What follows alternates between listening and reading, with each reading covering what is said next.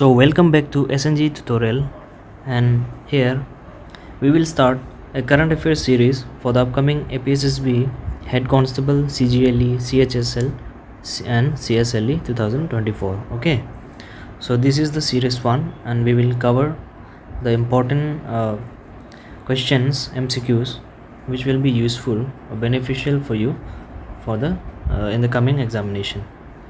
Okay, here I have tried to cover some of the history questions, economy, monetary policy, and some questions are from the general science and tech also. So we will see what kind of questions I have put in here, and it is useful or not. So let's go and check the questions and we will try to solve it. So let's start. The term use, question number 1. The term use in India for trained captive Asian elephants used in operations to trap wild animals. तो अभी recently means some months back कुछ एक term दिखा गया है news में, ठीक है.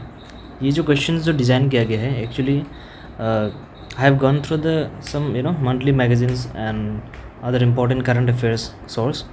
सो I have picked up the questions from there. So it is not just random questions, ठीक है. ये आ सकते हैं, ये न्यूज़ में था. ये सब जो भी क्वेश्चंस बनाए हैं लोग सब जो है न्यूज़ से ही पूछा गया है. सो आप लोग इसको अच्छे से प्रिपेयर करिए और सीरीज़ ऐसे लाते रहेगा तो आप लोग जब तक लाएगा आप लोग साथ में बने रहो और एग्ज़ाम में छा जाओ एकदम, ठीक है. चलो शुरू करते हैं. The term use in India for train captive Asian elephants use in operation to trap wild animals. अगर आप लोग न्यूज़ पढ़ा होगा, ठीक है, न्यूज़पेपर फॉलो किया होगा तो आप लोग जानेगा ये वर्ड क्या है. जो वाइल्ड एनिमल्स को ट्रैप करने के लिए, ठीक है, वाइल्ड एनिमल्स को ट्रैप करने के लिए जो एशियन एलिफेंट्स को यूज़ किया गया था उसको हम लोग बोलता है कुम्की एलिफेंट, ठीक है. Kumki elephants were in the news. तो ये कहाँ पे पाया जाता है? इट इज़ इन तमिलनाडु, ठीक है.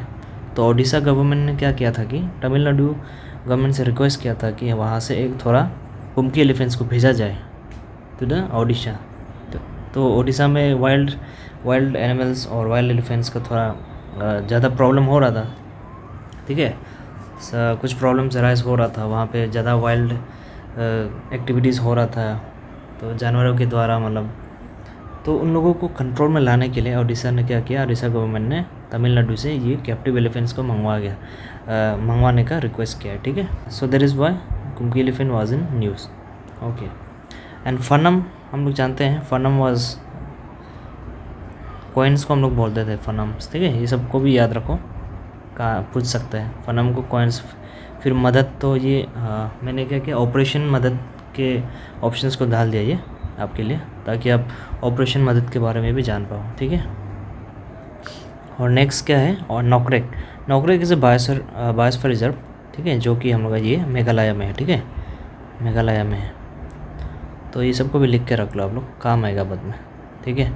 लास्ट में हम लोग टेस्ट सीरीज़ भी करेंगे बिफोर द 10 और 15 days before the exam. So just अभी जो करा रहे हैं उसको अच्छे से नोट्स बनाते रहो, लिखते रहो. The highest civilian award in India is, ये तो एक सिंपल सा सवाल है, हम लोग पहले से पढ़ के आ रहे हैं इसको. कौन सा होना चाहिए? आंसर इज़ भारत रत्न, ठीक है. तो ये Bharat Ratna is the correct answer, option D. तो इसमें तो कुछ एक्सप्लेन करने का है नहीं, ठीक है. सो अकॉर्डिंगली इसको चार ऑप्शन को पढ़ लो, एक बार गूगल में जाकर सर्च मार लो और नोट्स बना लो, ठीक है. So this will be beneficial for you. Next ये है इकोनॉमिक क्वेश्चंस. चलो let's try to solve it. Gini coefficient is related to, Gini coefficient term सुना है आप लोगों ने? So I will tell the answer is option C, measuring income gaps, ठीक है. ये जो है इनकम इनइक्वालिटी को मेज़र करता है हम लोग का कंट्री का, ठीक है. Sorry, income inequality.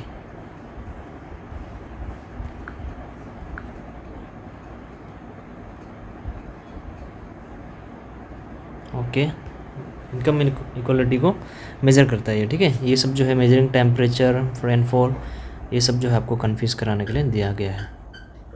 Okay.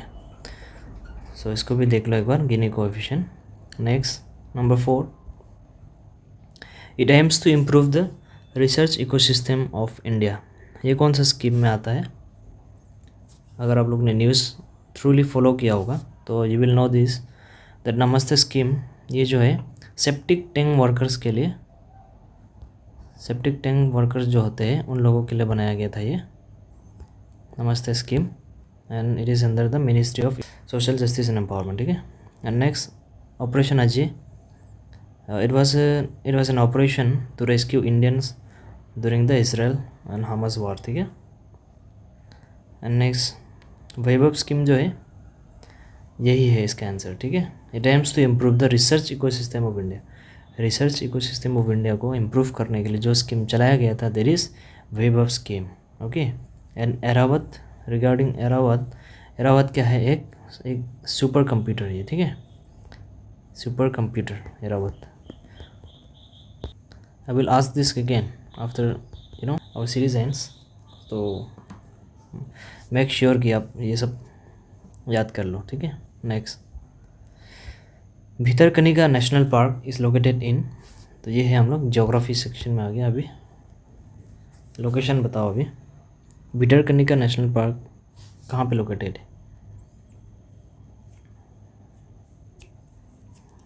Okay, so it is located in Odisha. ठीक है।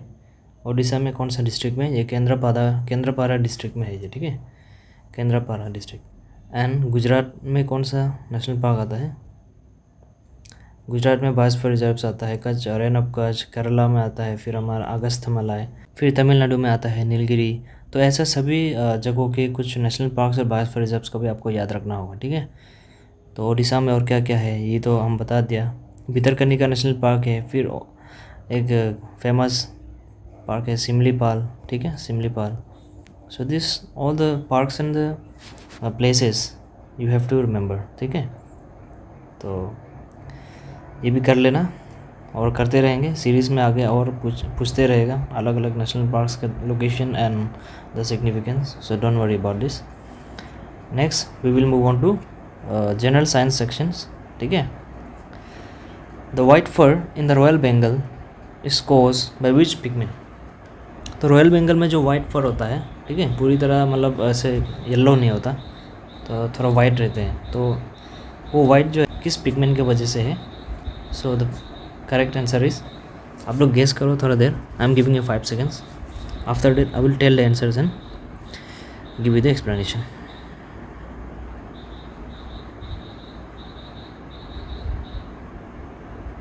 Okay, so the answer is option B, pheomelanin. ठीक है, pheomelanin is the pigment which is the reason for the white fur in the royal Bengal tiger. समझ गया ना? अगर exam में पूछा तो गलत मत करना। ठीक है। क्लोरोफिल्स तो हम लोग जानते हैं प्लांट्स का, तो बेटलिन्स और कार्टिनोइड्स का भी आप लोग पढ़ लेना अकॉर्डिंगली। थोड़ा नोट्स बना के रखो इन सब में। ठीक है। I will ask questions again on this topics. You may not find exact questions which I am teaching you right now, but ये क्या होगा कि थोड़ा सा रिलेटेड तो होगा ना, एटलीस्ट कुछ सबकॉन्शियस माइंड में आ जाएगा जो टर्म्स हम अभी सिखाएगा आप लोगों को थ्रू द सीरीज़। तो MCQ सीरीज़ को अच्छा से करो और स्टैटिक क्वेश्चन तो करते रहो आप लोग, कॉन्स्टिट्यूशन वगैरह, पॉलिटी, हिस्ट्री, जोग्राफी, एंड उसमें से हम क्वेश्चन उठा के आप लोगों को पूछते रहेगा। In this way we will try to cover the syllabus. So let's see now question number 7। Which one is not the biodiversity hotspots in India. सो कौन सा 4 ऑप्शन में से एक जो है बायोडाइवर्सिटी हॉटस्पॉट्स नहीं है इंडिया का? तो ये तो चलो बताओ आप लोग। आई am giving you all 5 seconds।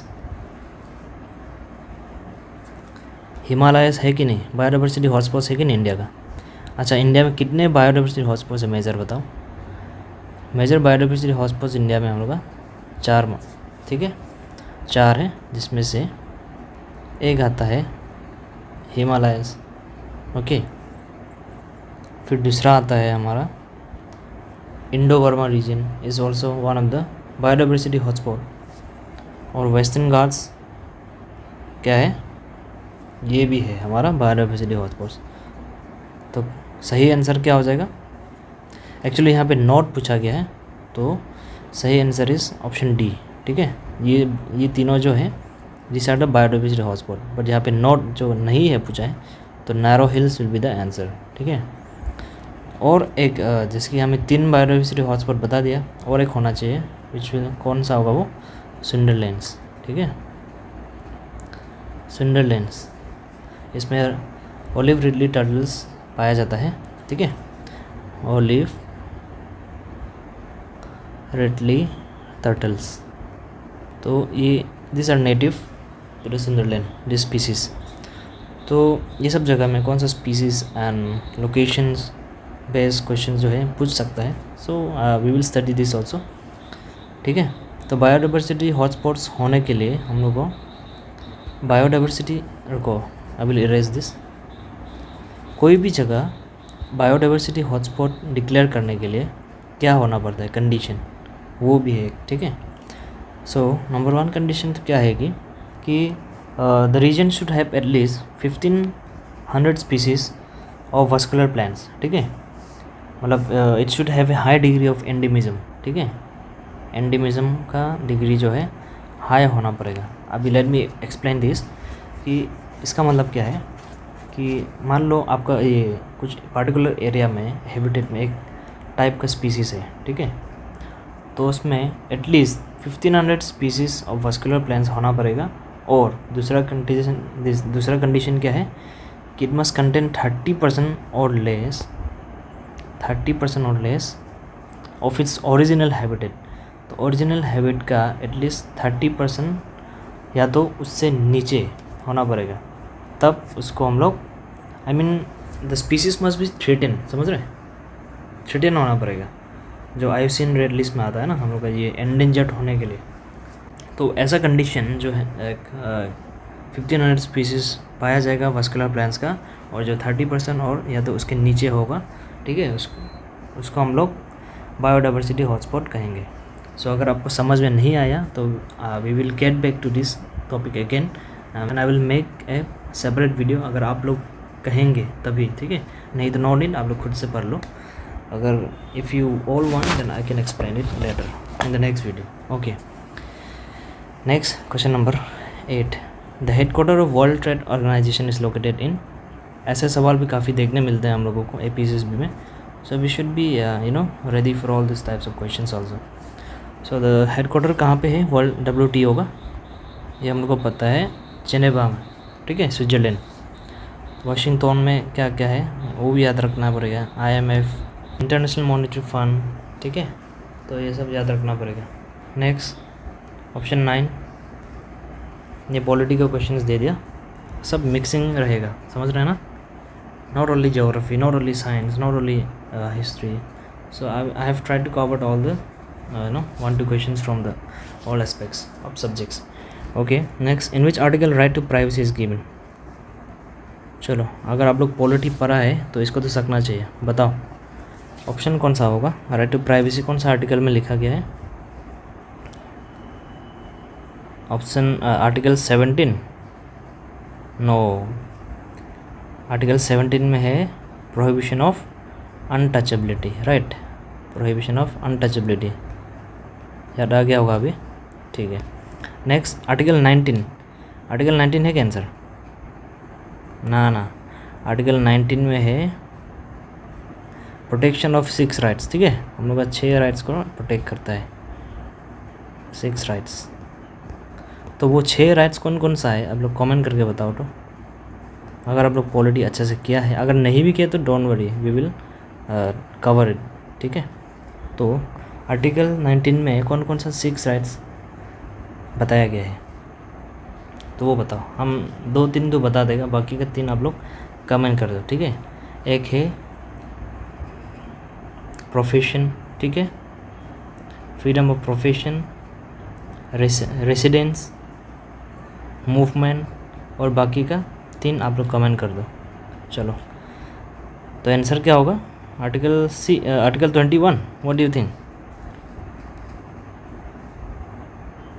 Right, article 21 is the correct answer. Right, ठीक है, तो इसको याद रखना है, राइट टू प्राइवेसी ठीक है, पर्सनल लिबर्टी वाला में इसको डाला गया है। नेक्स्ट आर्टिकल 32 में क्या है, कॉन्स्टिट्यूशनल रेमेडीज़, ठीक है, कॉन्स्टिट्यूशनल रेमेडीज़। तो some of the fundamental rights are also asked in the examination, so you should be ready for this. तो फंडामेंटल राइट्स चैप्टर को पूरा अच्छे से एक बार कर लो, ठीक है। नेक्स्ट ए कंडीशन, ये भी साइंस का है। A condition where body loses heat faster than it can generate it is called.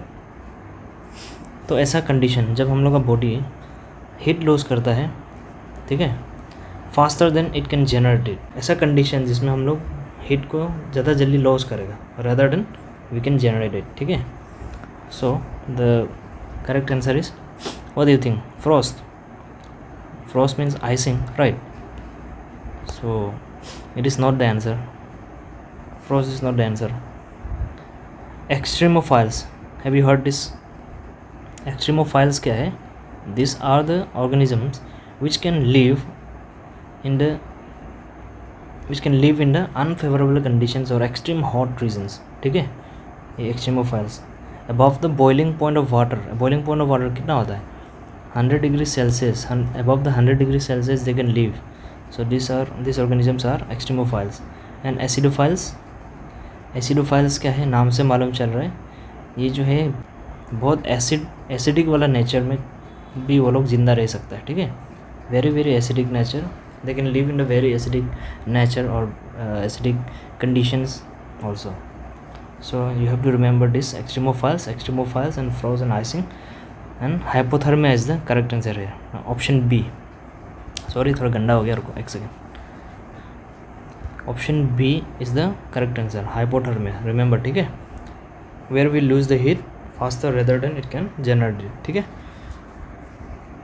Okay, तो in series 1 we have covered 10 questions, और आगे भी हम लोग ऐसे सीरीज़ लाते रहेगा। इंपॉर्टेंट करंट अफेयर्स से जुड़ा हुआ है सब, ठीक है। ऐसा नहीं कि I have just put in the questions from the random source and all that. I have studied current affairs थ्रूली from the past 6 to 7 months। तो वहाँ से हम क्वेश्चंस पिक करके आप लोगों के लिए पोस्ट कर रहे हैं। सो अगर वीडियो अच्छा लगा है तो आप लोग क्या करना है, सबसे पहले एक लाइक दे दो और कमेंट करके ज़रूर बताना कि कैसा लगा वीडियो और कौन कौन सा टॉपिक हमको कवर करना चाहिए, सो दैट आप लोगों को मैक्सिमम बेनिफिट मिले, ठीक है, from this lecture series. So if you have like the video, don't forget to subscribe and comment, and please share it to your friends and family members so that they can also get benefit from this video and gain some knowledge, ठीक है। तो sharing is caring, right? Okay, तो we will meet in the next series 1 is ended। तो I hope आप लोग इसको समझ में आया होगा। अगर जो नहीं भी आया तो कमेंट कर दो, I will try to explain it later again in the next series, ठीक है। Okay, bye bye।